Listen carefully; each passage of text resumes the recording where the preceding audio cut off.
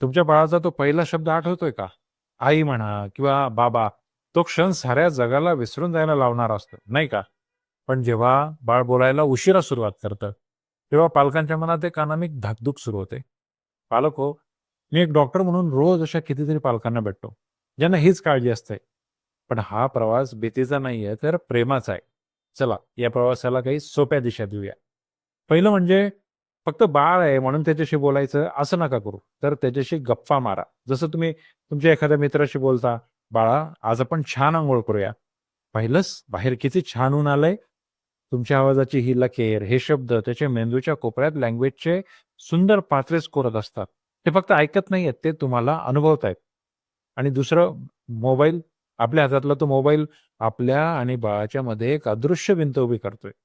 बाळ स्क्रीनकडे बघत असेल, तर ते त्या जगात हरवतंय, तुमच्यात नाही.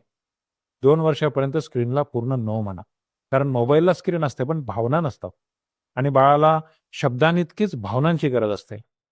तिसरं म्हणजे पिक्चर कार्ड्स. हे पिक्चर कार्ड्स म्हणजे फक्त खेळणी नाही आहेत, ती जगाची खिडकी आहे.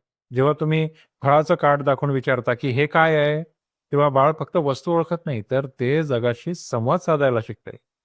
हा खेळ म्हणजे तुमच्या आणि बाळाच्या नात्यातला एक सुंदर दुवा आहे.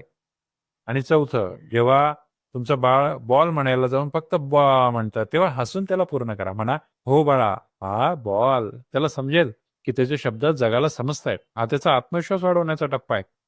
शेवटी प्रत्येक फूल उमलण्याची वेळ वेगळी असते. बाळाची तुलना दुसऱ्यांशी करून त्याचा हा उमलण्याचा आनंद कमी करू नका.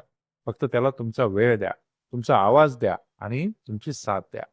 कारण शेवटी तुम्ही दिलेला वेळ हेच तर बाळाच्या उज्ज्वल भविष्याचं खरं इन्व्हेस्टमेंट आहे.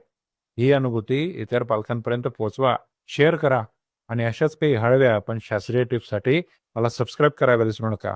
आणि हां, बेल आयकॉन नक्की दाबा. तरच तुम्हाला पुढच्या माझ्या व्हिडिओचे नोटिफिकेशन येतील, वेळेवर कळतील.